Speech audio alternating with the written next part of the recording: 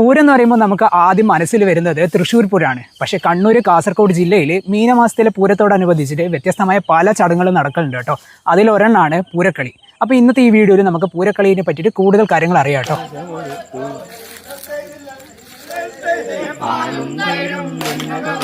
വടക്കൻ കേരളത്തിൽ മാത്രം കണ്ടുവരുന്ന ഒരു അനുഷ്ഠാന കർമ്മമാണ് ഈ പൂരക്കളി അഥവാ മറത്തുകളി. കണ്ണൂർ ഏകദേശം പഴയങ്ങാടി തൊട്ട് കാസർഗോഡ് വരെയുള്ള മിക്ക ക്ഷേത്രങ്ങളിലും ഈ പൂരോത്സവം നടത്താറുണ്ട്. അത് മീനമാസത്തിലെ 9 ദിവസം നടക്കുന്ന ഉത്സവമാണ്. 2 ക്ഷേത്രങ്ങൾ തമ്മിൽ പൂരക്കളി മറത്തുകളി കളിക്കുകയും ചെയ്യും. അവർ ഹൃദിസ്ഥമാക്കിയ സംസ്കൃതം കാര്യങ്ങളൊക്കെ അവിടെ മത്സരിച്ചിട്ട് അവരെ അറിവ് പ്രയോഗിക്കുന്ന സ്ഥലം കൂടിയാണ് ഈ മറത്തുകളി. മുമ്പൊക്കെ ആയിരുന്നെങ്കിൽ തല്ലുവരായി എന്ന് പറഞ്ഞിട്ട് കേട്ടിട്ടുണ്ട്.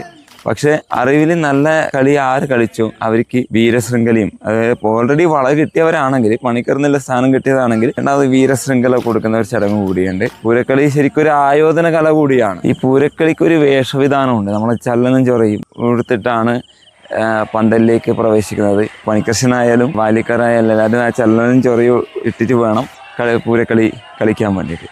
ചല്ലനും ചൊറയും എടുത്ത് ഉറുമാല് കെട്ടി ആ ഒരു കളി വേറെ ഒരു അനുഭവം കൂടിയാണ്. ചെറിയൊരു വാക്കിൽ ഒതുക്കാൻ വേണ്ടി കഴിയുന്നതല്ല.